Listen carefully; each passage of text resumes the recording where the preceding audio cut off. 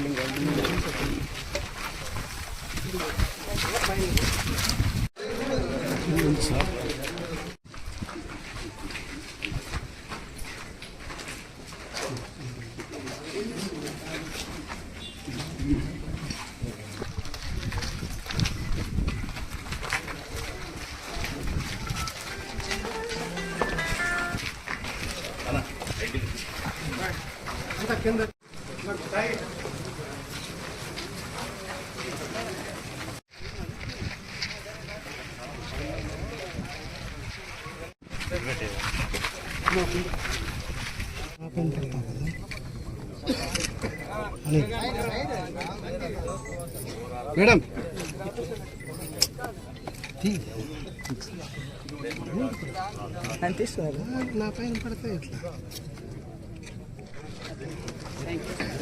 ఈరోజు రాయదుర్గం నియోజకవర్గం బోల్వాయి ఎంజేపీ స్కూళ్ళు చూడడానికి వచ్చాం. నిజంగా చాలా దారుణమైన పరిస్థితి. ఎందుకంటే బడుగు బడిహీన వర్గాల పిల్లలు చదువుకోవాలనేది అన్న నందమూరి తారక రామారావు గారి స్ఫూర్తి. అప్పట్లో అంటే మొత్తంగా రాష్ట్ర వ్యాప్తంగా 107 ఎంజేపీ స్కూల్స్ ఉన్నాయి.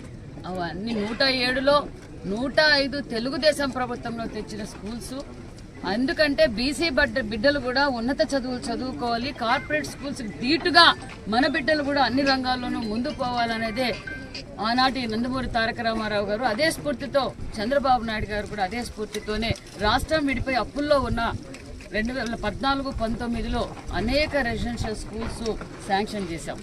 ఆ శాంక్షన్ నేపథ్యంలోనే అప్పుడు ఎమ్మెల్యే, అప్పుడు మంత్రి అన్న కాలువ శ్రీనివాసులన్న గారు మా రాయదుర్గం వెనకబడిన ప్రాంతం, బీసీలు ఎక్కువగా ఉన్న ప్రాంతం, ఈ ప్రాంతానికి ఎంజేపీ స్కూల్ కావాలని చెప్పి పట్టుబట్టి ఇక్కడ ఒక బిల్డింగ్ శాంక్షన్ చేసి అన్నదాతలతో, ఇక్కడ రైతన్నలతో మాట్లాడి ఇక్కడ ఒక ఎంజేపీ స్కూల్ వస్తుంది, మన పిల్లలు బాగా చదువుకొని విద్యారంగంలో అందరూ పైకి వెళ్తారని అన్నగారి ఆదేశాల మేరకు రైతులు కూడా ఉచితంగా 6.5 ఎకరాల స్థలం కూడా ఇచ్చారు.